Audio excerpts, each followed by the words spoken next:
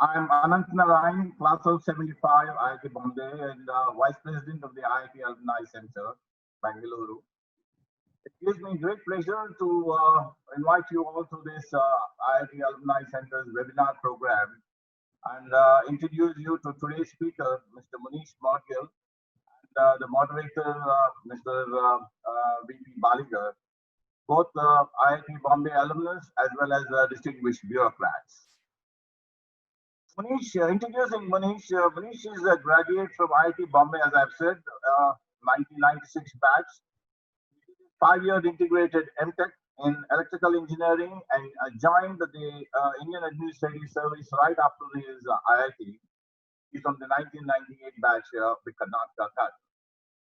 He's presently the Secretary, Department of Administrative Reforms, Government of Karnataka, and heads the Karnataka State COVID War Room. As head of the Karnataka COVID War Room, his leading efforts for COVID control and management is by use of technology. And he has implemented tech-based contact tracing, home quarantine, testing, patient management by in-house development team. His works as his other works are as a commissioner survey.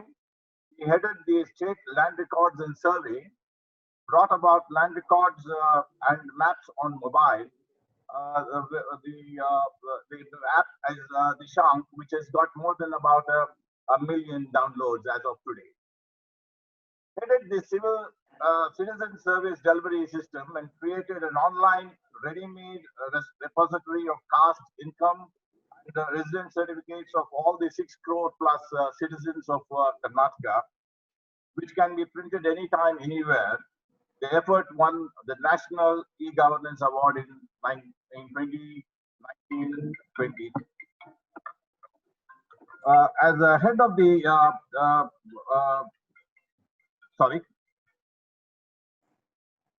as head of the crop loan waiver scheme implementation, about 15,000 crores was paid to about 25 lakh farmers in a record time through an end-to-end IT solution created by in-house team in less than under 2 months, and saved about 10,000 crores through the use of IT. He implemented and invented a disposable index, a quantitative digitally automated method to measure promptness of citizen delivery in Karnataka. He was the additional mission director in the Sakhala mission, an in-time citizen delivery system which won the Prime Minister's Award for Excellence in Civil Services. He implemented a drone-based land and property survey, a first of its kind in the country. As the managing director of JESCOM, which is an electricity distribution company, he turned it very much profitable. He worked in his formative years in the IAS in the worst natural affected areas and least developed districts in the country in Orissa. Today's moderator is Mr. VP Baligar, distinguished alumnus of IIT Bombay and a class of 78, and a retired IAS officer of the 1980 batch from the Karnataka cadre.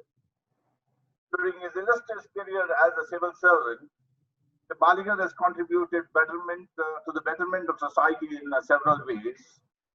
The Baligar was chairman of Goodco and set up innovation cell, and many innovative products and processes were introduced at Goodco under his able leadership. While working as a deputy commissioner of Mysore, he appointed a scheduled caste person as a priest at the temple for the first time in the country. During his tenure as CMD of Karnataka Power Corporation, he brought in power reforms and during association with the Education Department, Mr. Baligar introduced more than 20 innovative campaigns or schemes to improve access, attendance, and learning achievements of school children, and successfully universalized and implemented the midday meal scheme for over 50 lakh school children in Karnataka. Secretary of the Rural Development and Panchayat Raj Department, initiated steps to implement the 73rd Constitution Amendment, resulting in the transfer of more functions and funds and functionaries to the Panchayat Raj institution. The list of his works are endless. Mr. Baligar has been bestowed with the Dr. Ambedkar's Award by the Government of Karnataka in recognition of services to a weaker section of society.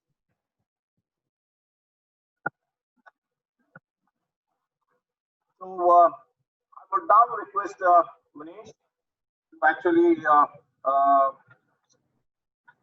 his presentation. But before that,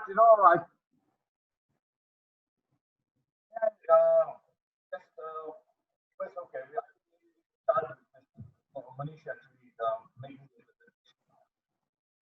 Just go ahead, Manish. I will ask the question subsequently on that.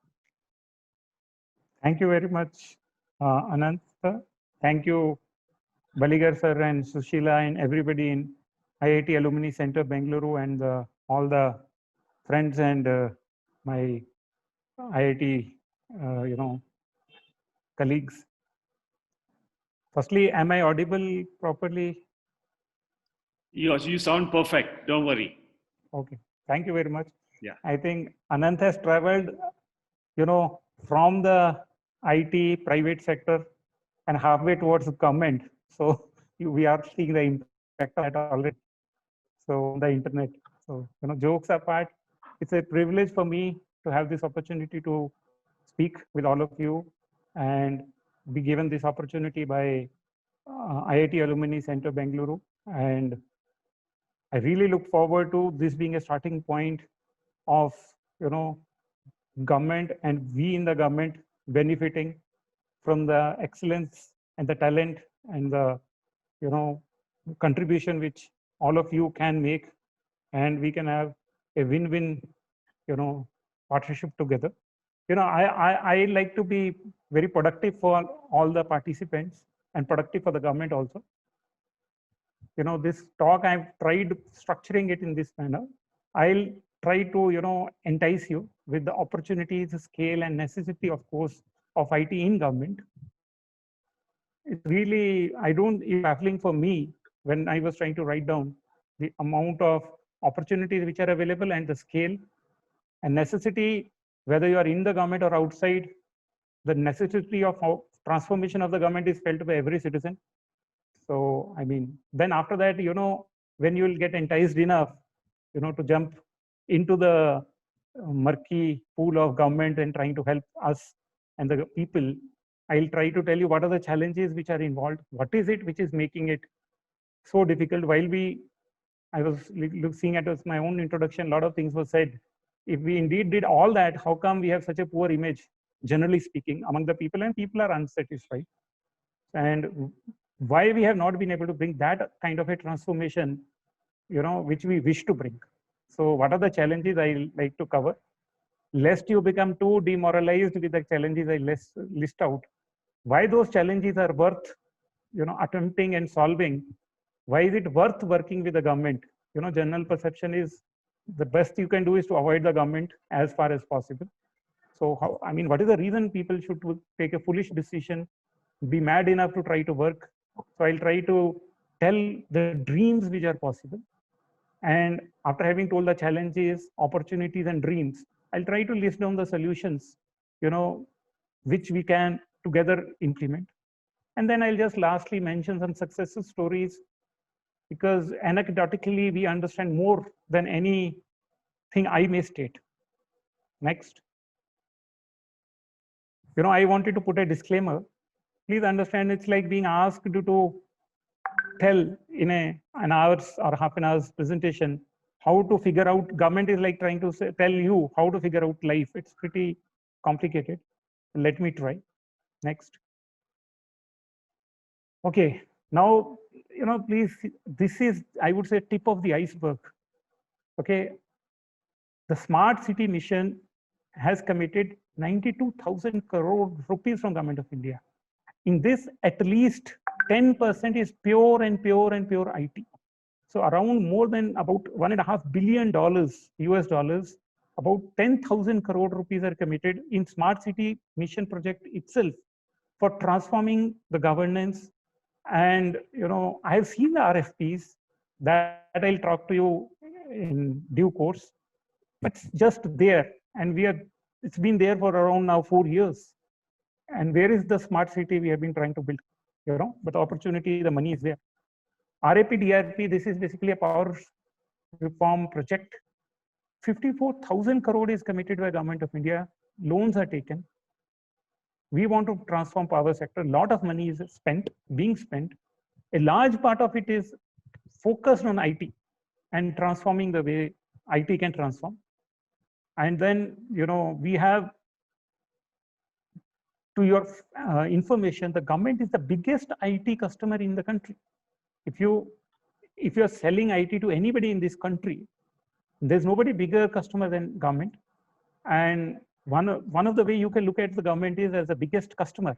Not somebody literally look at the government as a customer who is paying the max. He may be absolutely stupid, but it's good that you get a stupid customer who pays a lot. And opportunity is everywhere. Just that you get misled that these big numbers are only at the Government of India level or big projects. Literally in every, if I say so, in an office, in every organization, there is a 10, 20, 30 crore, 100 crore, even 1 crore projects are going on. I can just give an example.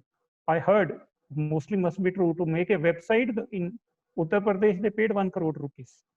So it's just there. We are not able to, there's a huge opportunities. Next. See, those of you, and I'm one of those people, we are not so much, enchanted by money. We need to have something larger in our lives. In that context also, the government offers really, I would say, unparalleled opportunity to really realize that.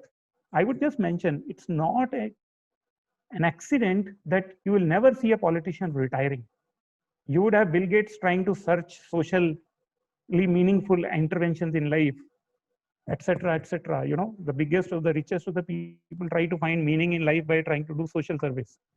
But it is somehow in the government, embedded in the very activity of the government, that if we do our job well, social service is a byproduct of that. That's the core of it. So those of us who are really motivated by trying to do things for the people, there is no better avenue than government. We routinely reach out to every household. Every year or every once in 2 years at least, we are touching virtually and literally every household in Karnataka and across the state. 5 crore services for the citizen are delivered in Karnataka alone. Okay, even a small IT project ends up touching millions of people, and it's done very shoddily than what it ought to be done. That's why there's a huge satisfaction to be had, those who choose to join hands with the government and help us do things better. Next. See, after having said all the points which I've said, after spending all the money which you can imagine, in context of money, in fact, I tried searching.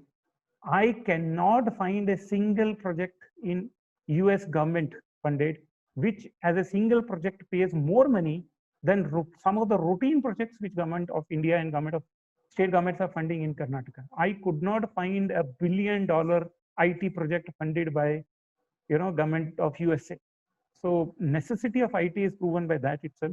Apart from that, the kind of scale, the numbers we're trying to, it's just not possible for us to reach out and solve.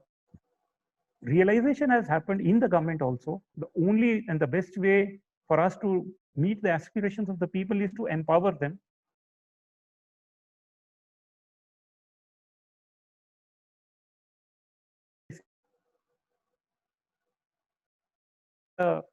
IT control of the whole thing.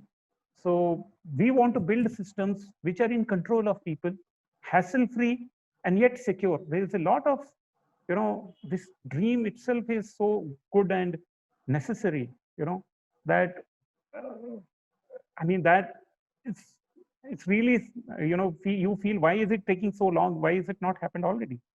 And I'll tell you why it has not happened already. Now, everyone, now everything said and done, each one of you, whether you choose to be part or helping hand with the government, not literally helping, be a part of the solution of bad governance, you'll anyway suffer the consequences of bad governance. So it's in benefit of everybody to make this transformation. Next. Okay, now if all these things are there, what is it that is holding it back? You know, if I say that, you know, what is happening is, you may not believe, the problem is definitely of the mindset within the government. A large number of people within the government do not trust people. Okay, if I say it, and that's known to everybody, you know, in general, that government does not take decisions by trust, it takes decisions by mistrust, which is true. And apart from that, we don't trust with the private sectors with the solutions, etc., and so on and so forth. But the reverse converse side of the coin also is, you know, there is a mindset issue even from the private IT side or private industry side. I'm not blaming them. I'm trying to tell you, they have a conception of the government, and you know, it needs to be understood, the details of the whole thing, and then take it forward.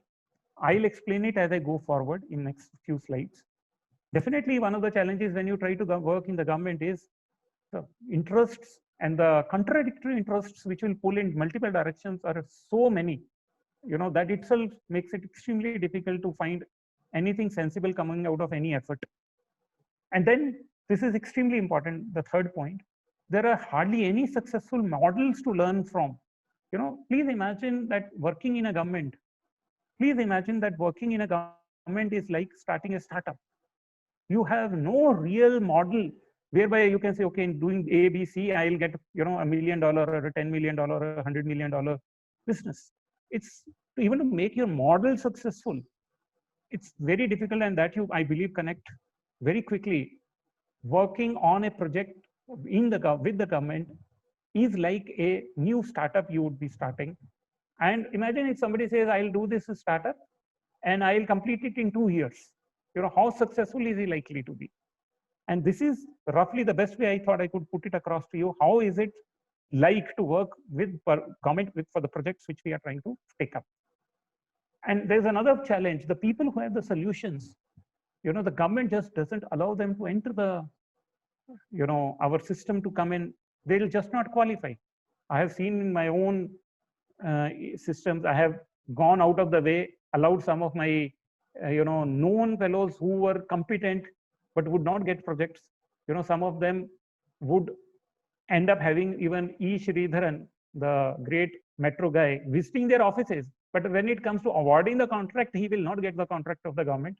He will be a sublettee who will get a sublet contract from a big guy. But even though he is solving the problems, he will not get the contract from the government. Now, this is one of the biggest challenge in allowing good people who can solve problems to join the government. In the end of this presentation or after this presentation, we are trying to address these issues. We are trying to take it forward from there, how right people can join. Next. You know, next. You're gone. Next. Okay, one more step. What is going wrong? I can specifically tell you, imagine in the government, when we set out to frame the RFP or the requirements, we are doing it so badly because it is unprecedented requirements, that when people bid and they come, what solutions they have conceptualized tend to be superficial, okay? And what happens is, after they create the solution as per the document given to them, experience of almost everybody working with the government is, after that, then the people in the government say, no, this is not what we wanted. We wanted something else. Virtually 70, you know, the amount of work you finish as per the written document, maybe 7 to 10 times of that work you continue to do after that. So this makes maximum people run away. Either you have your good margin to work with the government, because government is not very professional in that. So it's ill-framed requirements of an unknown system kind of a situation. I'm trying to now tell you more specifically what goes wrong when you take up projects. And, you know, so as a result, what happens if you are trying to do 1 or 2 projects and go away from the government, you will feel you are stuck in this Chakravyuh of Mahabharata, like, you know, this son of Arjun, you know, stuck there. Because in 2 to 3 years, you will not be able to finish. And then because of the reason just mentioned, the requirements will be ill-framed, it will not fit, etc., etc. And then you feel you have burnt your hands. So result is the same set of people who have been milking the government, if I use that word, and the same non-solutions they have been giving, showcasing, really doing solving of nothing. They keep on getting the contracts. They keep on doing the same kind of story, and new guys don't enter. So it's a thing we naturally have to solve. Next. Now, as I said, given the gloomy picture I am painting, why should anybody be mad enough to work with the government? Please understand, look at the kind of projects which are possible within the government. Technology is ready maybe for the last 10 years or before that, or maybe 15 years. However, the government has not moved forward to harness this. Imagine today you have to go, each one of you must have say harassment and corruption of the sub-registrar office. It is totally not required. It is a thing we can dispense with tomorrow if we wish to. So start selling land on Flipkart. Imagine if some of you did that, it's like equivalent, if I would say, in some of the projects I have listed, of creating Aadhaar, which one of our respected colleague only built from scratch in a very pride and proud moment for each one of us.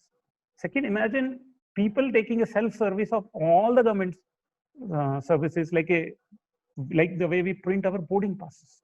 Okay, why is that not possible? Absolutely, it is possible, but it's just not happening. As I said, the reasons are there, but they are all solvable reasons with good people, which you are. Now, citizen-enabled self-service portal as a norm. Last thing I have written, citizen service delivery even before citizen asks. I mean, what does that mean? This is the holy grail of citizen service delivery, not achieved, I would say, virtually anywhere in the world in some sense. What I mean to say is the government has databases, information of citizen in so many different aspects. We have your ration card, we have your passport, we have your, you name it. And we know for each scheme of the government who is eligible, if only our databases could talk to each other. I'm just giving an example. So when a child is born, we know his caste, we know his economic status, we know his residential address. When he enters first class, we still ask him, please produce your caste certificate, or you please produce your residence certificate, etc., etc., etc. So people go into harassment, whereas citizen government already has all that information. So what I am saying is it is entirely possible to build citizen delivery system even before the citizen asks. We know who is eligible, we just give it to him. He can print and take that service anytime he wants. These are some of the main dreams I mentioned, which really are transformative. Next. Given that what is possible, what are the solutions? As I said, my purpose of talking to you, some of the best solutions I have seen, at least in the world we have seen, are built by in IT sector by young people driven by mad desire to do things. And we are seeing the examples of it all around. So what we would like to do is to create a structure and an ecosystem where the person who is fit and qualified to create an IT solution is qualified to bid also. This has been done to some extent by Government of India. They have allowed that without you having the turnover, if you are able to build the solution which the government needs, you automatically qualify. This small step itself will allow so many of you to actually contribute and in fact rise, and it will be a win-win for everybody. Another thing I want to tell you, don't think of working with the government like you come do a project for 2-3 years and go off. It's not likely to work. It is, you need to work, as I said, like you work in a startup. It's like a relationship. Think of working with the government for 10 to 20 years, trying to do one project after the other. Then you get the kind of relationship and thing which will make you succeed in working with the government. So I can go into detail of this. Another last thing I want to mention is sometimes some persons will not support you when you're doing a project in the government. So I'll give you some specific things in the RFP or such thing through IIT Alumni Center downstream also. I can give those inputs. Build a structure when you're implementing a solution that if some part of the government does not cooperate in rolling out your solution, you are able to roll it out yourself without losing money in the process. Next. I mean, this is just to lighten up the things. Please it is good to be a lion, and it's very glamorous. But more successful are the small beasts among us who chip away day in day out, and that is perhaps a better way of working with the government. Next. This I just wanted, it's a more for internal. The crux of these law of digitization, computerization is the best is enemy of good. In government, this is more so. You all, I find most of you, the people I have interacted in the private IT industry side, I find that they are perfectionists from the government point of view. I'm recently working with Azim Premji Foundation. Hats off to the, all the slogging they're doing in COVID context to build, but they are stuck in correcting the data things, etc. I said, don't worry, your third-rate solution as you see it is the first-rate solution of the government. Please give me your solution. And they are having difficulty in doing that. So what I mean to say is, as I said, please release your solution, iterate. Even if you built the perfect solution and gave it to the government, they'll make you redo it 5 times. So it's better you create a functional solution and be mentally ready to iterate that solution. And that can be inbuilt in the tender and agreement also. So that is primarily what I have tried writing here. Try to do it as is, where is, just take a plunge in terms of, this is more so what is needed as a mindset change from within the government. Next. As I have already mentioned, there are, let's say, in 3 components, at least broadly speaking, in any IT project: software, hardware, and manpower. Please have a semblance of control in all 3 when you're working with the government, because any one of the 3, you will have perfect software, hardware, and manpower will fail, etc. So there is some learning there. Another thing is, top guys have to be involved, and the users and the staff also have to be involved. So it's a difficult, deadly requirement, but that's how it is. I'll talk about the knowledge worker broadly, but I can just mention, just think that there is a knowledge worker in every office, in every unit. He drives that whole decision making of that office or that organization. So you have to connect with a knowledge worker when you work with the government. I believe that is true in general, even when you work in the private sector. But the difference in government cases, you may have to identify this knowledge worker, and the government by itself is many times poor to identify who is the knowledge guy in the organization, who is the knowledge guy in an office, etc. They give you somebody who will be useless. So identify and use them. Next. Here I'll just try to give you some very practical things. I'll just mention, when you have an agreement, please don't leave anything empty or silent. It will be going against you. Government is a sovereign thing. What is silent, the government tends to use it against good people, and what is silent, the bad people tend to use it against the government. So if you are a very bad guy, fine. But if you are really a good guy, which most of you are, almost every one of you is, otherwise you would not be attending this seminar at all, or this webinar. So have it well written. Please have a good, clear-cut payment schedule. This also I'll help IIT Alumni Center sharing some of the documents. Please be shameless and take money from the government, otherwise we'll kill you. Somebody will write some negative interpretation in the file and it will just stick. And as I've written, generally government tends to delay payments. That's general truth. So it's a good idea when you have a project going with the government, have 1 year salary in your bank. It may look very pessimistic, but please understand there is a huge money. I have a friend who is implementing a project with the government. It is 8th year running and he is still working on it. He has finished the project. Even after 8 years delay, he is making around 40% profit. Okay, so I mean, you can, and still he is 1/10 the cost of the same project, which anybody else has parallelly executed anywhere. So if you have patience, you stay, you'll make enough money also. And next. So, you can go back. I have more or less, covered some basic points, touched them. The Cisco Oracle ERP, I would like to discuss with you, post a 5-10 minutes break.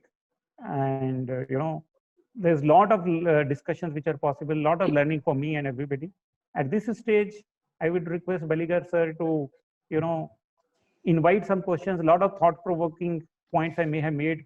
Some of them may or may not have made full sense. So may I request Baligar sir to please take over and just guide the question and answer session. Thank you, Manish. Yes, you have created a lot of thinking among the participants and you have provoked them to ask questions also.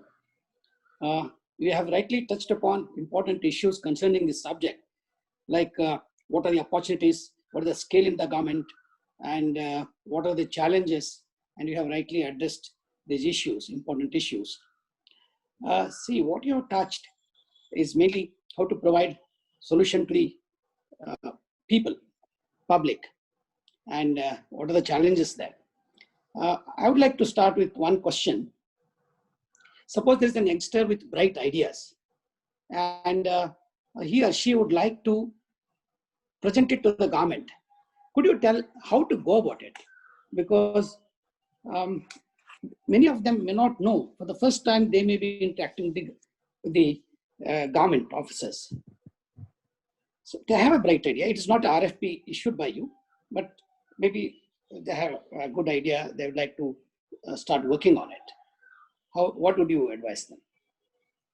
Yes, sir. So I would put it in this way. We don't have very structured. So you also know that if you have an idea about in any particular department or sector, you can just walk in and tell that to a particular authorized person. That individual authorized is not there. However, I want to mention that the best is that you take appointment, sir, in my view, with the secretary of the department or the head of the department, who is a commissioner ranking officer, and explain it to him directly. And if you have a bright idea, very oddly, higher you go, more likely you are to be accepted. If you don't hesitate, make a small, presentation or whatever, or basically even a make up your mind to talk. Meet the secretary of that department, meet the commissioner who's the head of that department, take his time and explain it to him. I'll put it in this way, sir. Our secretaries or our heads of the department will not listen. If you just went with your idea, please do one more thing, which I've seen working honestly, and which is that do a good research of that particular department before going. Please understand their existing schemes and their challenges. Through internet itself, you will get to know. Try to frame your responses. How, if you were to solve those issues, how would you solve it? With this kind of a homework, and then building your bright ideas on that, then you went to somebody, I'm very sure, you would be picked up. In fact, I'm not talking in thin air. I know at least two people who are IITians by chance. If they walk in, if they get 5 minutes time from any secretary across the country, I've seen it, or the head of a department, he comes back most of the time with a project in his pocket. So it's possible, but as I said, he told me this point, that you do this homework. And the secretaries and the government officials are generally shocked how well he understands the issues of the government. And they ask him, how do you know this much? What I'm saying is just to spend 2 days, even why 2 days, 2-3 hours, study the internet. I can tell you, after having worked with the government, you will end up understanding the issues, solutions much better than most of the people in the government, because they wouldn't have chosen to apply their minds. With that thing, if you go and present your idea, it will be extremely useful. I agree with you to a great extent, Manish. But many of our colleagues don't meet these youngsters or anybody just taking appointment. I have one suggestion. I don't know if you can do it in Karnataka at least. Is it possible to have a small cell? Maybe you yourself can informally constitute a cell along with other IITians who are in our service. And you can even tell the government that they can publicize this, and anybody having a great idea and which will impact large scale citizens of this state or country, they can meet you and discuss. Maybe once a week or something, you can earmark an hour or fixed time, or any time they can come and discuss with you. So maybe 4 or 5 of you can do that. And incidentally, we also have Kitwen Fund. I don't know if it's still working. Karnataka IT Venture Fund. Maybe as part of that, KSIIDC MD is the CMD is the chairman of that. If they themselves can, be open to anybody, any IT entrepreneur, to come and discuss with them. Maybe you can have an informal cell to begin with. Later on, you can formalize that. Is it possible? Absolutely, sir. I totally agree with your idea. In fact, one of the things which attracted me to this interaction is to take it forward. I was advised by Anant Narayan sir also. We like to take it forward, and it has to be the way exactly as you said. And I am fortunately, I would say, in administrative reforms department. So I have some bandwidth and time to put this together. I'll take it forward. Good. Anyway, I'll come to your present assignment later. But there are a large number of questions. I think 14 or 15 now already. First one is on cyber crime. There are questions on that, cyber security and cyber crime. And what kind of protection you have for protecting the security of the citizens in your IT projects? It may be their personal information. Of course, about Aadhaar, there are a large number of questions on that and challenges. But how do you plan to address this issue of, one is cybercrime, of course, that is not related to the second one. Second one is the security issue of their IT project. Yes, sir. So I would say, sir, the best way to handle cybercrime is to build knowledge within the government to understand this phenomena better. And this is a work in progress, if I would say, and will continue to be a work in progress. There is already a cybercrime cell within the government. There is a police officers. They are specially trained. In the CID office, you are aware, sir, it is there. However, what I would say is, with the more cooperative interactions between the industry, IT experts, and the government, the quality of cybercrime and investigation needs to improve and will improve. And even the framework of what constitutes cybercrime and so on and so forth will also improve. Having said that, somewhat connected with that is the security of the data of the citizens. And government attaches highest value and priority to that. And within the government, obviously the data is safe. However, it is entirely possible that somebody can hack given the IT tools. As of now, the government has ensured that all our data is stored always and every time within the government only. We are not putting it out to any private vendor at all. Secondly, we need to continue to build more and more our security features at par with the best in the world. Money is not an issue and not at all. Again, here I will say, if private IT experts coordinate with government better, we will improve the data security of the citizen to the level better than or equal to anywhere in the world. And the money is not an issue at all. So our lack of knowledge of the government can be an issue, which we need to address together with the industry experts. Okay. There is one comment that you have made some contradictory statement. On one side, you have said that government can make huge impact on a large number of people. At the same time, you say that government should step out and let people manage it. What would you say about it? Absolutely, the two are harmonious and not contradictory. The same way the airlines prosper better when you print the boarding pass, the government does its job better when the citizens are informed, empowered, and given a framework where they can take care of their own issues rather than somebody sitting in the government dispensing it to them. So the both impact of the government is made, let's look at it in this way, like a referee. In fact, I have a metaphor for this. The best government is like invisible air. The only time when you notice air exists is when the air is bad. So not that the government air does not have impact. So the government's requirement is there as a player which sets the rules of the game, make right things happen for everybody, be the justice delivery system, etc., and enable and empower the right people, disable, move people in the sense affect who are negative and are going to harm others. So I believe both the statements are absolutely harmonious, and that's the way in going future we'd like it to be. The government should step out of things where people themselves can manage the best, which is their own personal requirements. but at the same time put a framework through IT and other systems which does not allow an individual to affect other individuals adversely.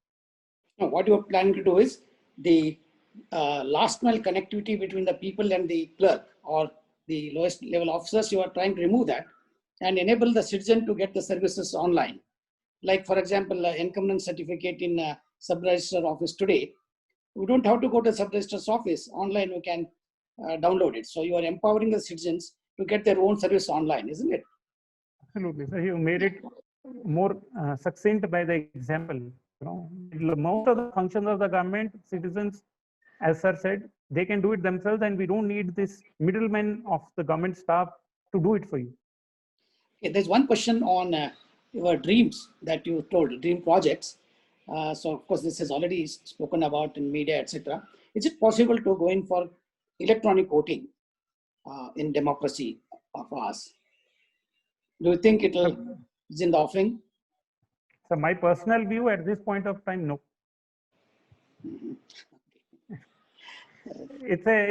See, technology is not the challenge. The perception and the faith of the people is critical. You know, people are having hard time digesting the electronic voting machines, which are standalone and so on and so forth. I don't mind personally, but I don't think it's likely to happen very soon. Okay. There's one question on this procurement procedure. As sometimes it's very cumbersome or not up to date. Of course, there are big issues of procurement in the government. I'm sure many of our colleagues know about it. The government procurement and the officers are subject to various scrutinies. And we say that there are 6 C's we are accountable to. It is CAG, CBI, CVC, Committee of Legislature, courts, and also the citizen. So we have to be very careful and maintain transparency in our procurement process. How do you plan to handle these issues? One side, you want to give to the best person who can find the solution. Other side, you have these constraints, and we also have many issues like giving it to the L1, lowest bidder. So, do you think there could be some reform in procurement procedure for IT projects? I think so, sir. It's not a trivial issue. However, it is a solvable issue in my view. And one thing I have personally attempted within the government, I have done that for the last 10 years, and it has stood the scrutiny of the C's and 6 C's. One of the things I believe which can be regularly made a norm, which will help. So you know better, for the benefit of everybody, I'm slightly digressing. In a government, what is a standard procedure? If that is followed, then the officers are not questioned. Otherwise, if you deviate from a standard procedure, then CBI, everybody starts questioning what is his vested interest in deviating from the standard procedure. So given that part, we need to establish a better standard procedure which allows right people to select. I'll just give one example. It's not. Now imagine if we are going for an IT project. I've been doing this in 3 projects. I've done that. Like in NREGA computerization, which I called a tender, I did this, which is that 2 types of people will qualify. One set of people will qualify based on the credentials, like big IT companies, since they have huge credentials, huge turnover, they'll qualify for that project. I will give a requirement of building a prototype solution for that whole project I need. Anybody who builds the solution and brings it to me and shows it to me, I mean, literally not me, my expert committee, and they say that the solution built meets the requirement of the project, particularly in IT, then why should we not qualify him? So put it in this way, somebody who can cook the cake and make it, have me test it, will qualify, and somebody who is a great baker by his credentials will also qualify. So this combo, I believe, is capable of handling. And third, if we add with this, the money will get paid to a person once he delivers a project, kind of a thing, you know, keeping his survival intact, not that we kill him. I think this is possible. Okay. There's one, I don't understand this question. I mean, the term they are used. Is it possible to set up a white hat hacker cell? Sorry to display my ignorance about this term. So even I am not that knowledgeable, but what I have understood is ethical hacker cell within the government. My response will be yes, and e-governance department can always create a system for this, and it will help us to become our devil's advocates, see things and tell us. But within the government, if we get people, it should be possible. And even it can be some way made an integral part of the government. It is possible. I believe definitely, if any state, Karnataka should be one state which should be capable of doing it. In this direction, I think there's one suggestion made by one of the participants. Is it possible to set up Indian scientific service or Indian scientist service? We can manage these things and not these things alone, and maybe handle IT projects. Hmm. It's a larger question, but Right, sir. Here, sir, very frankly, rather than my knowledge, my ideologies may take over. So I would say, sir, we need to have, rather than services, a system where more, anybody who is competent is able to contribute in the capacity he needs to, the chair he needs to sit in. So I'm slightly more in favor of open door kind of a thing rather than services per se sitting because they happen to be in that service, including in IAS, even though coming from me, it may look incongruent. But I think we need to better evolve rather than creating more and more services. If we can create more and more transparent systems of people, right people occupying the right chairs, if that is possible, that will be a better solution. one of the participants would like to know if we have developed any best practices in the government during this COVID times using IT and technology. Since you are heading the COVID cell, IT cell, any best practices you would like to share with the participants? Sir, I would put it in this way. Yes, it's very strange. The best practices, as per my understanding, are simple, good old things which we all know, which is maintaining social distance, wearing your mask, and and observing basic face and hand hygiene. More than IT, these are the things which are going to make a difference. And if IT and us, we can communicate to people, please do this better, do it well, it will be a great success. What I have found from the IT point of view is, where IT is helping in COVID, particularly if I say, is because of the large numbers involved, IT alone has the capacity to reach out to the people who might be infected or who are already infected. Without IT, we can't reach out to these people, both in terms of helping them and also in terms of reaching out to them in terms of information. But the best practice, in my view, remains, people doing the right thing. And that's the core of handling of COVID. And IT is a tool to handle and achieve that by identifying them. I don't know if it answers the question. I suppose so. Anyway, I think we can go to the other part of the presentation and then take up Q&A. Is it okay? Yes, sir. Thank you, sir. So if we can just go to the slide prior to this one. Okay, now I have slightly more time. I just have covered, I just want to mention here and then go to the next one, because somehow this is slightly connected to that. See, what I've seen is that people suffer in government, the people who get the project, they tend to suffer in not getting the payments. That is, the big issue which tends to affect a lot of entrepreneurs. So here, what I have tried writing to you is that, as I said, I will share that document also, or some kind of a standard terms which should be there within IIT Alumni Center also.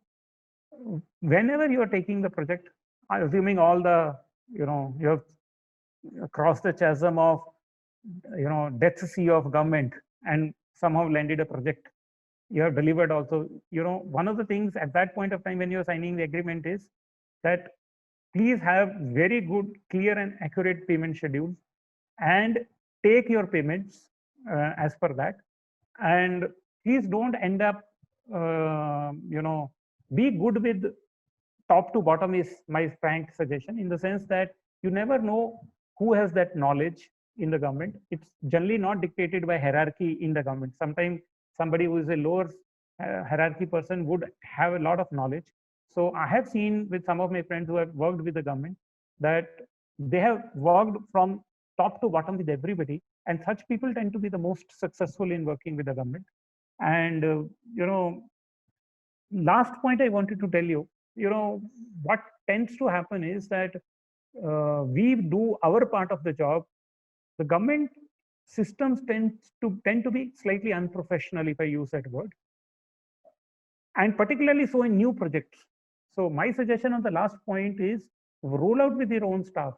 So there is some standard requirement I believe a tender should have for an IT kind of a project. When it's a new kind of a project, greenfield kind of a project, you need to have a handle on hardware, software, and manpower.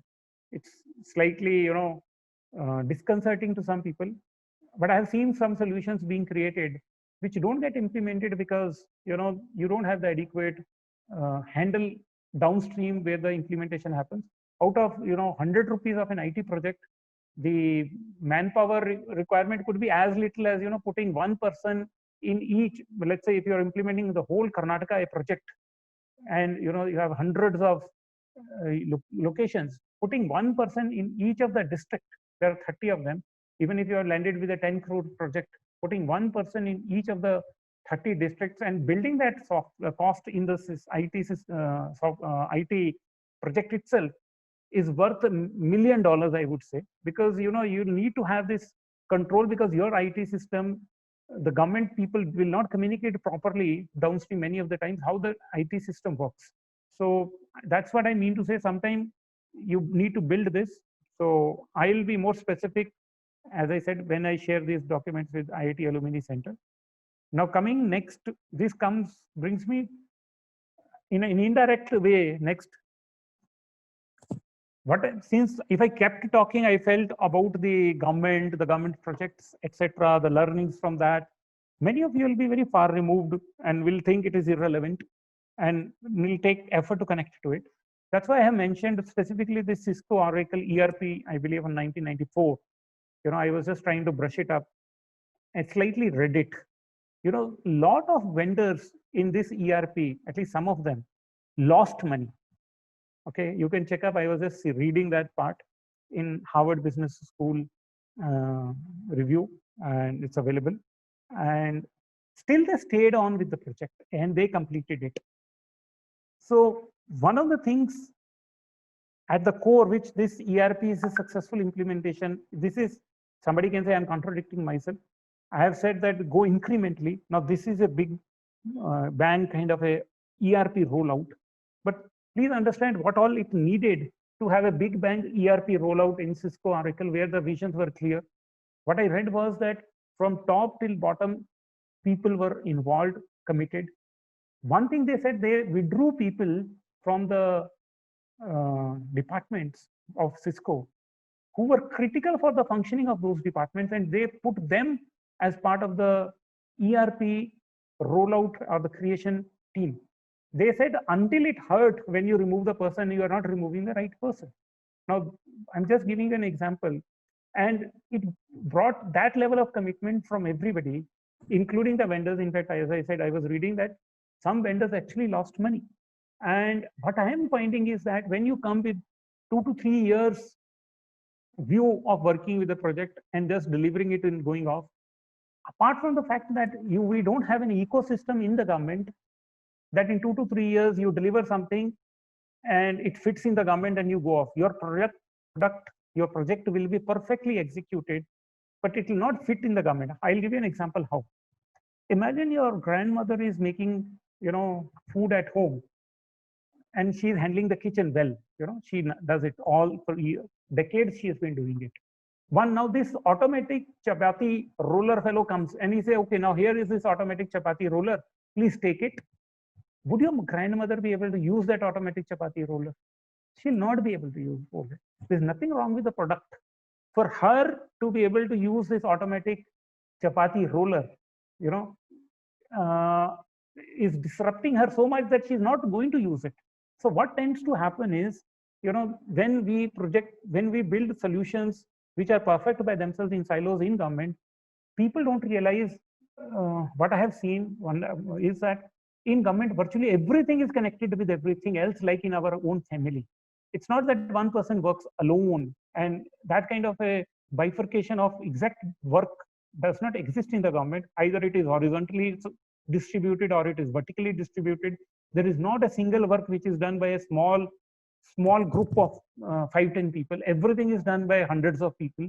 So what tends to happen on any scale kind of a project is that it tends to break down because it does not fit in this whole system. So that's why I'm saying that when you come, you do the project, then they say, oh, you have given this thing. Now imagine you bring an electronic item from US. After you reach India, you find that the plug does not fit because they have that flat pins and we have these circular pins. It's like as simple as that, or as typical like that your solution will not fit the government. So that's why where it does not fit, the problem is the government cannot tell you. You'll keep shouting that I have done the perfect solution. But if you put yourself in the shoes of this guy, it just doesn't work in the shoe of the government. As I said, some of my friends themselves have said that we built the perfect solution. They are the startup guys. And they said that when I sat with a guy, it actually does not work for him.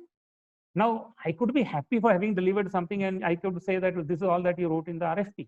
So what I mean to say is,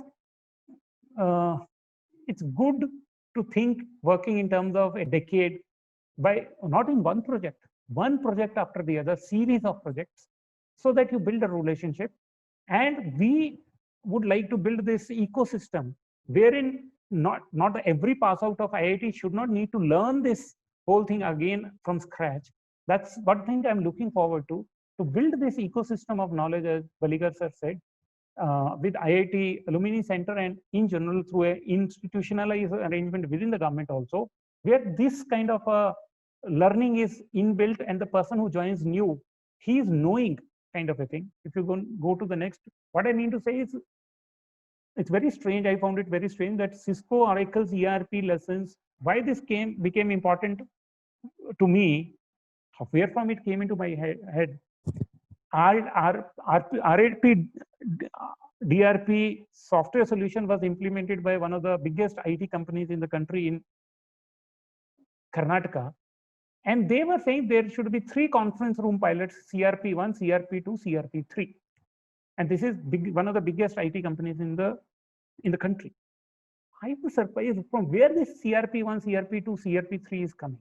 Then what I found was, after a while I realized they were beholden to this structure of CRP1, CRP2, CRP3. They had forgotten the spirit of CRP1, CRP2, CRP3, which actually came from the Cisco Oracle ERP implementation. Since they were implementing that thing, they learned it. If I use the word, they crammed it. Nobody in the government knew what they are doing. At least even I was the MD of electricity supply company. I myself didn't know what they are doing. And what is this whole concept? And they ended up implementing that whole thing in a mechanical manner. That's what I mean to say. But then I realized when I went through this thing, there's a huge learning of how to implement across this, both government and non-government sector. Next. Oh, no, come back. See, I just want to mention, which has the huge learning. These are some of the projects implemented fairly successfully, very successfully. Hats off to them. The first 2 are implemented by private sector. The passport automation process project is about 2,000 crore rupees project for 77 offices in the country. From one angle, I was really jumping out of my chair. Who gives 1,000 crore rupees for 77 kachari or office automation in the world? And but somehow I have this one rule in my mind, which I believe totally. In government, I mean, it's a contradiction. Baligar sir will kill me, but but in government, the cost of a successfully executed project is irrelevant. This is my real belief. Why? Because the economic value of a successfully executed project in government is so huge that the cost of the project by itself is irrelevant. What I believe we grapple with is the failures in the government. So password automation project has changed the way we used to suffer in passport offices. It is, the cost, I frankly believe, is irrelevant, even though I would like sitting in the government, maybe it is lower, but it is irrelevant. And best example perhaps is, metro. Delhi Metro, I remember around 14 years ago, it was discussed, is it viable, is it worth it? Today, can we imagine Delhi or many of these places without metro? The point I'm trying to say is, I absolutely believe, and I wish more and more people in the government believed the cost of executing a project which is successful is irrelevant as long as it delivers the core thing. Now, MG Narega, now what are the learning points, in these stories? MG Narega in Andhra Pradesh, for example, was executed and offered free of cost to the government with only the, the recurring costs to be met out by the government. Now, this is a classic example. I'll say both of them are the classic examples where the solution provider opted to work for decades with the government. And I challenge you, you find me a more successful IT projects executed, implemented in the government, which have transformed the way the government works, other than where the vendor has chosen to work for decades with the government. So please understand, this is what I said, a mindset kind of an issue. I'll tell you why it does not work. The government is totally unstructured, not prepared. It does not fit into the standard solutions which the Western world has already created. You copy them, bring them and put them here. They do not fit the ecosystem of the way the government works. Then why should you, then you can say, who is bothered about implementing, such a difficult things from scratch ab initio for the government? Two reasons. One is, in fact, I will say three reasons. First reason is there's immense money to be made. People who master this part will make billions of rupees and millions of dollars, pakka. One. Second, the kind of transformation you will bring, as I've mentioned. Third, if we don't do it, then who else is going to do it? So what somewhere I shared with Anand also, I find it, unpalatable, if I use that word, that other than the solutions which the Western world has created for the world, the local problems which exist in India, we have not created world-class solutions for them. And as I was listening to one of the webinars, if you solve problems which exist in India, they are copyable anywhere and everywhere in the world.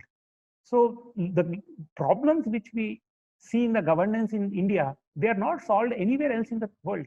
So most of the standard solutions do not work. You can copy the standard banking software solution from anywhere in the world and copy it in SBI. But you cannot do that for the government issues in the government. And what tends to happen is we try to pick these standard solutions, put them in our governmental systems, and try to slightly tailor them for the thing. It does not work. Another thing I want to say, these are two examples. If somebody can give me an example where some private vendor came, executed a project in 3 years, went away, and that project is extremely successful and at a large scale, please give me such an example. It will be difficult to give an example of such a thing. Maybe I can't even think of any such example. It's more, even e-procurement, which is done in the government, it is executed in Karnataka by a private vendor. That private vendor again stayed with the VOOT type of a system for about 10 years. And that's the core which I have realized. What tends to happen is the small vendors who try to come to the government, they try to work for 2 years, create a solution, try to hand over and go. There will be nobody to hand over. There will be nobody to fit that solution. That's why the projects don't tend to be successful, even though large amount of monies are spent, etc. And there's another thing I would mention in these successes, which is standing out. The core contours of the solutions were thought through and implemented by the solution provider himself. Okay, now we in the government, not too many people think out how this IT project will successfully, work within the government. And if you are building your solution, you know how to pitch this. If I create a special aircraft, I know how to fly it, and I can't just give it to somebody and who doesn't know how to fly it. So some such kind of a thing, I would say an intellectual investment of making things work is needed. when I have seen these few of the young entrepreneurs who are doing very well in solving the problems of the government, it is happening typically like a startup. They are the brilliant minds working at the very micro scale, solving the problems which big giants are not capable of solving because they don't reach that level. Now, this precisely is the situation in the government. Big guys are not going to be able to solve the problems of the governance in India, and they are not going to be able to solve if we are able to bring the young, hungry, and mad and driven fellows like in startups to work on the problems of the government within, that is how it's going to transform. And that's why what Valigar sir said and what IIT Alumni Center has been saying, we would like to take it forward that we create a standardized template of their involvement, giving them an opportunity. In India, we don't have a very as vibrant a VC culture as, let's say, in Silicon Valley. And government is definitely one customer which is paying huge money, as you saw, to everybody, but not seeing the kind of solutions we need. I can mention one thing in this regard. I have seen the RFP of smart cities. That is, as I said, there's been 4 years. Have you seen a real smart city? If you ask people who execute smart city projects, I have interacted with some of them, they don't even know what do you mean by smart city. They think, most of it is civil construction oriented, footpaths, etc., etc. There's no smartness feeling of the city's administration coming to the public at large. Public does not feel that the city has become, tech savvy or smart or in any sense at all. Why that is so is that even the IT solutions which are being implemented even in the smart city project, they're very hardware driven kind of solutions. They are really not attuned to transforming the experience of the people of the city. That is what the smart city at the core should mean, transforming the experience of the citizen as he interfaces with the city and the government of the city. So that thing, nobody is really working full time, and we don't have time. We don't have brains, if I use that word. So if some of the startup guys can think of what kind of a transformative system we would like the citizens to experience in a smart city project, and you have 100 crore rupees. Imagine roughly every city is having a small average city is getting 100 crore rupees for IT alone in smart cities. Davangere is having 84 crore rupees IT component in the smart city. What have they done? Because we are so, I say, within the government, unimaginative and not even attuned. So some of you, if you can join, be a formally a method, put in your brains, solve the kind of things, not to solve the kind of things, give the kind of experience we wish the citizens to have, be the driver for it. I mean, it's mind blowing. In fact, I was told, I have not gone deep into it. In New York, some of the Google guys resigned and they are working with the mayor, and some of the best softwares are written by those Google, resignees, and they're working for the government in city of New York, and they have created a lot of things. And I just wanted to mention from these successes, lastly, eKshana, the project, what is this? This is that project I just spoke to you about, where you deliver a solution or a service to the citizen even before he asks for it. So going forward, imagine, if we can integrate the databases, they talk to each other it's not a solved problem. It's very peculiar. I was looking at Estonia. Estonia has X-Rail projects. It is the best IT implemented country in the world, though it is a city state, so it's in a different scale. However, the solutions they have implemented are mind-boggling and definitely copyable. We have not even attempted copying them enough. So what I mean to say is, I look forward to, in this introduction, bringing out the best guys among you. You make mad money out of it. The transformation which the people will experience will be unimaginable. We have to make this work and click. Next. So I just would want to mention, the way forward in this, as I visualize we need to set an institutional arrangement to bridge this divide where private intellectual capital of the country and private enterprise is living on Pluto and we are living on, maybe Mars kind of a thing. So this disconnect which is there between the need of the government and the capacities of the private enterprise. Apart from that, there's a complementary win-win situation. How? we are giving away so much money, but we are not getting the solutions we need.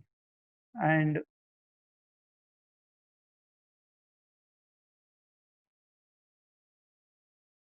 in this, I believe we need to work forward. Capacities, capabilities, everything exists. We are not harnessing it enough. I would like to contribute whatever is available capacity on my part to be able to bring people. And why I say institutional arrangement, I'm again repeating, you will not get the projects if you walk into any office, as Baligar sir correctly said. We have to create a system wherein somebody vetting you from within the government that this is a good guy. For some reason this vetting kind of a thing is needed. And once they say he's a good guy, then people become open to accepting him because of the 5 C's and multiple other reasons. Apart from that, this institutional mechanism can create standard documents, standard bid documents, which the government will accept. Today, the standard bid document in Government of Karnataka is, if you want a 10 crore project, your turnover must be at least 5 crore rupees. If I award a project to somebody which is worth 10 crore rupees and he does not have a turnover of 5 crore rupees in the previous year, I'm talking in broad terms, they can send me to jail. And there is no exception for IT projects. If I'm trying to give somebody a 100 crore project, the person must have a turnover of at least 50 crore rupees. It's like that. And that makes it extremely difficult for any sensible project to be awarded in IT field also to somebody. So we need to make these changes through an institutional mechanism. And I look forward to working with IIT Alumni Center in my capacity as IAS officer, as administrative reforms, and as a fact that I have worked on a lot of IT projects, created a lot of these documents, which has worked, and I can try to influence the government. And Baligar sir is there. He has tremendous, stature, and what he says is like a gospel within the government. So we can give him enough paper which can allow him to pitch it to the government and make this transformation. So I look at this talk as a means to start an effort which will yield results for the government. I'm being very selfish, but I can assure you, you will be extremely happy and benefiting yourself also. And that is the only way forward, which is win for both of us and everybody involved. Next. Thank you very much. I have spoken at detail, and if there's another round of questions, I'd like to take them and answer them because time is running out. Good, Munish. You have spoken very well in the second part as well. And of course, you have touched upon Cisco, Oracle, ERP, and explained to the participants, as well as you shared some of the success stories in the government and how they can inspire the participants, especially the passport experience in passport offices and Mahatma Gandhi National Rural Employment Guarantee Program and e-Action also. We have also spoken about the way forward, what we can do as individuals and government, as well as the Alumni Center, IIT Alumni Center together. Good, it has been very fruitful. Now, there are a large number of questions. I'll try to concretize them and see how best we can do justice to the questions. The one issue that you touched was BOOT project, that is in e-procurement. So one of the participants has suggested, why can't we go for PPP in this area, that is BOOT, more or less BOOT only. Is it possible to go in for PPP projects? Maybe somebody can identify, but related to that is another question, maybe contrary to that, but you can answer this PPP projects in IT sector. Yes, sir. So I believe PPP is fine, sir, but generally, whether PPP or BOOT, what I have found is in PPP, why many projects have failed, I will be very frank. I think perhaps I'm taking a best case scenario. government part perhaps goes missing. You know, when you assign some role to the government, in a best case scenario, I'm assuming that the private PPP partner is good. In that case, what tends to happen, you know, so there, I'll put it in this way, that this shared responsibility which comes more from PPP compared to boot, where you know I am going to run this and then hand over. I have seen that boot tends to operate slightly better in government, though I wish that PPP was equally successful, and it tends to be successful in some cases, but it's slightly more difficult to make PPP function in the government. It's a execution issue which I found, because in PPP I have seen, sir, different people. See, one thing which tends to happen: officers change in, let's say, in 2 to 3 years time, and even ministers change. Then the PPP projects tend to get viewed differently with a different regime, kind of a thing. So the dependency on the new people tend to make it more complicated. Not that it is a bad idea; it is more difficult. I wish it was more successful. And what do you allow the private partner to take? What you keep with the government? That becomes very subjective. So some better way of, you know, packaging PPP is needed, which is successful. As I said, sir, in fact, I fundamentally believe if anything is successful, the cost is irrelevant, because the economic value will be immense. So, but somehow that does not tend to be the view of a auditor. One related question to this only: if somebody has got good idea, when he approaches a senior officer in the government, usually the person who is asking this question is experienced, and I think he has worked with some of the officers, maybe in advisory capacity, that you ask, the secretary would ask the person to define the problem, also prepare a draft RFP, and also suggest solution, and then bid. He becomes almost everything from conceiving the idea to providing the solution, and a bidder also. So his question is, how is it possible? How can government allow this? What should government do in these cases, and why does government do this? Okay, I would say, sir, firstly, in a positive sense, the two reasons the government can do it. One reason is that the concerned officer has a vested interest with this guy, which is negative part of it.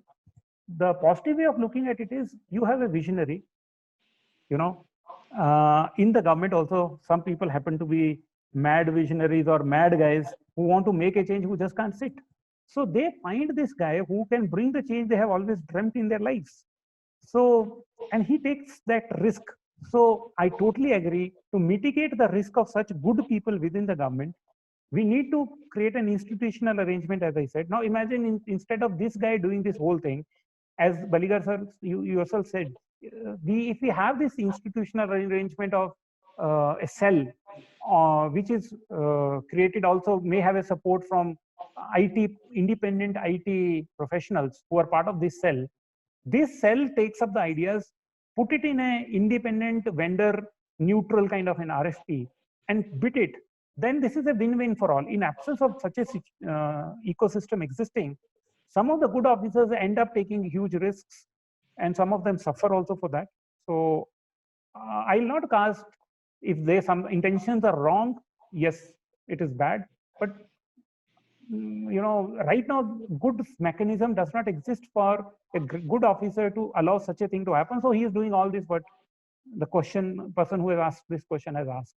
So we like him to come out of the dilemma, not the questioner, the good officer, by creating this institutional mechanism. That is the right solution.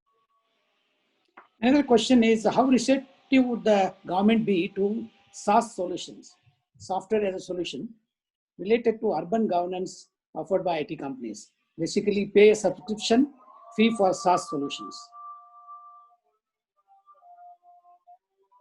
My way of looking at it is that because of lack of competence and knowledge within the government to evaluate these solutions, we are not able to go forward with it properly. If we go for these solutions, either we make an ass of ourselves in government, or we kill a good guy. So I would say the idea, I wish government was capable of harnessing this idea properly. And that again will bring me back to a good institutional setup, which has the capacity to evaluate these solutions, and take it forward properly in the best interest of everybody. If that can happen, definitely, every solution is welcome. But right now, honestly, sir, I think the government does not have enough capacity to evaluate these things, even to frame the requirement properly, so that every person can bid for those kind of solutions. That's been, I'll not name anybody, but biggest name in the industry were the RFP creators. Biggest name in the industry were the bid winners. Solutions still didn't work. So this is not a trivial thing. Somehow we have to build these capacities, working along with the private people also, and creating some capacity within the government to understand the decisions they are taking, and giving it institutional strength, so that if a next officer comes, he does not disown it just because an officer has changed. It is less personalized and more institutionalized. I am very sure this is required. I wish it was taken forward. Understand that Passport Seva is a SaaS model. Okay. Also, the IT CPC, income tax CPC, is also a SaaS model. Maybe we need to study that and see how state government can also look into it. I agree, sir. I agree. We need to be able to harness the solutions which are available in the market. Yes. There's one question on reform, reform in general in governance. Today we have hierarchy-based governance. So suggestion is, from hierarchy-based governance, we have to move towards network-based governance, and from there to shared governance. Of course, it's a very general question and a very, impacting large-scale governance. What would you say about it? I would say, in a way, similar spirit I have stated when we say we we step aside and allow people to be in control of their own things. So in a way, I have advocated a similar spirit, but some kind of a hierarchy perhaps is inevitable in the government, at least. That's also another thought I have. But they should not get into hierarchy in terms of executing things. That they can get into hierarchy naturally, maybe to decide things and policies, etc. But a participative model for most of the government function, I believe, is the right model. There is one suggestion that all these this task or offer IT projects to universities where there are students and researchers. They can develop it. I don't know how far it's feasible, but is it possible to assign these to maybe institutions? The IT, some of the IT projects, maybe to IITs, maybe our IIT Alumni Center can become a bridge between the institutions and the government. So I believe that is possible in terms of bridge, sir. But to think that the students will do it, that I don't think is possible easily. Yeah. It has to be done by a professional, even if he is a startup. Somebody, because student perhaps can study it, add some notes and value, but it's better generally I think IIT Delhi and many IITs have this startup incubator cell. Yeah. And they are trying to take it forward.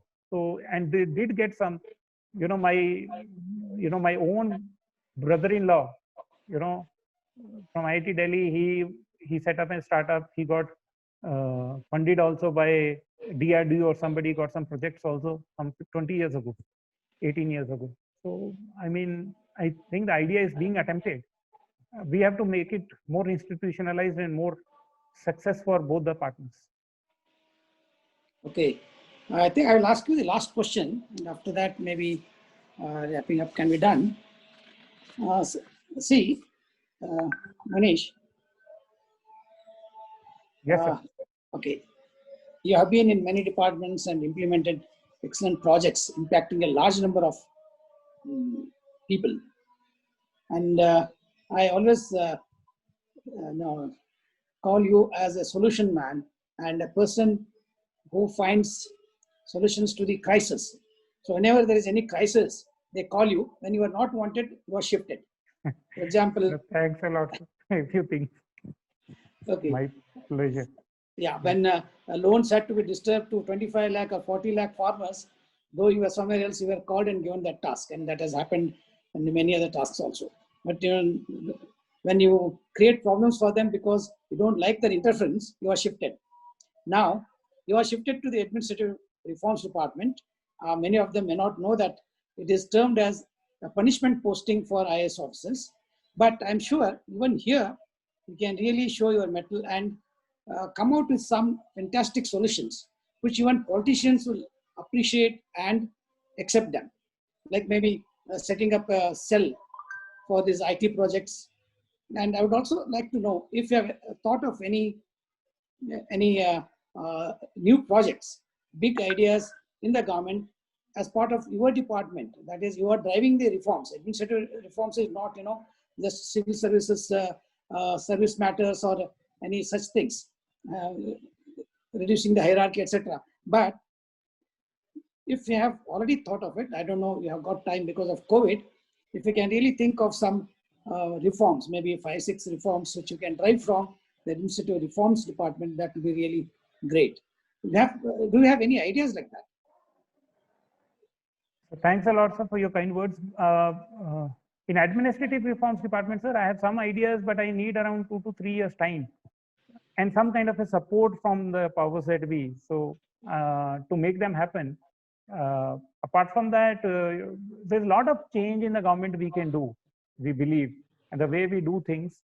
And the core of it is that empowering the citizen. So if that is accepted by the government in terms of some of the suggestions, it will be great, sir. In addition to that, as you said, at least immediately, this has come as a good opportunity for me also to be in a position to set up kind of a cell where which can actually onboard the right people and make them deliver the good projects and successes for the government's issues and problems. And it is a win-win for all. So at least immediately I can start that. A major transformational thing I can write and give, sir, but it requires, as you know, in the government, more advocacy and follow-up before they accept new changes. But both the things I'll continue parallelly, sir. Yes. Good. Now I hand over the platform to Dr. Sushila. Thank you. Thank you very much. This was a very interesting session. Munish, thank you so much for an absolutely candid and frank presentation. I really appreciate the way you've, not beaten about the bush at all in anything that you stated today. I just want to summarize a few takeaways. India has many, many big problems that we all know about. And one of the things that Munish said is that empowering people is the only way to solve India's big problems. And using technology is the only way we can make that empowerment happen in a reasonable time. But it is important to do that in a way that is hassle-free and secure.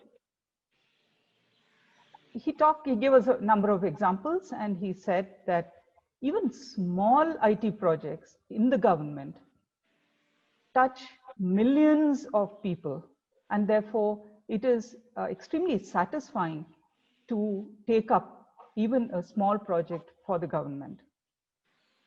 And what can this therefore enable? And then he painted a beautiful picture, a dream of, he talked about the boarding pass as the metaphor, and talked about self-service by citizens so that the government is left free to do the things that the government should do. And I like the other statement that he made about the best government is like invisible air. You only know that the government exists when the air is bad, right? So similarly, the best government is really invisible. And we had a discussion around the, whether those statements are contradictory about the role of the government and so on. And then he went on to talk about the many challenges of working with government in IT projects. And I'm not going to talk about all of, definitely not going to talk about all of them. There's a whole lot of very, very informative and very to the point, crisp issues that you highlighted. But the mindset, not only within the government, but outside that amongst the citizens also is a key factor to why IT projects don't do and deliver the kind of results that they should. And the second point that I want to kind of pick up from this is there are no successful models to learn from that are relevant and that are important for India and India's issues.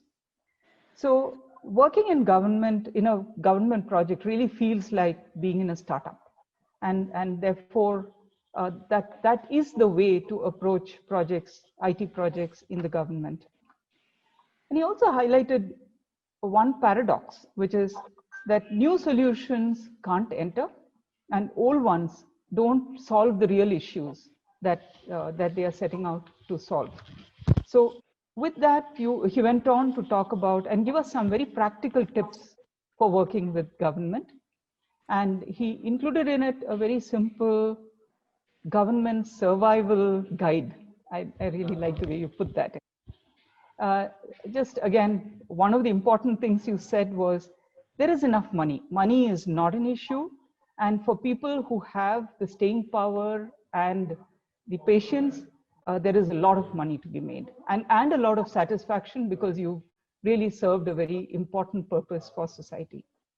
But it is important to have flexibility in approaching solutions for government.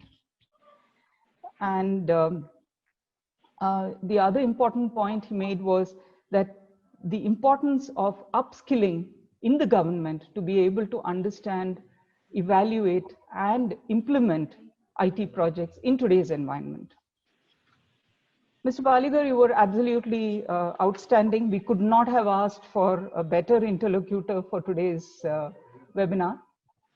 Obviously, your experience and the questions that came from there, the statements that came from there were absolutely very, very value adding. And your suggestions also really enriched the discussion today. And Munish, thank you very much for today's webinar, but also thank you for saying so forcefully that a win-win is possible with private sector, startups and so on, and for being so inviting to people to come forward and work with government. And also thank you for instantaneously agreeing to implement Mr. Paligar's ideas, the concept of the idea cell. So thank you very much for all of that. We in IIT ACB are very happy to work with you on enabling the building of this ecosystem. And so we look forward to further engagement with both of you to see that something really sensible comes out of all of this. So thank you very much, both of you, and to our audience for being part of today. Thank you very much. Thank you very much, everybody. Thank you.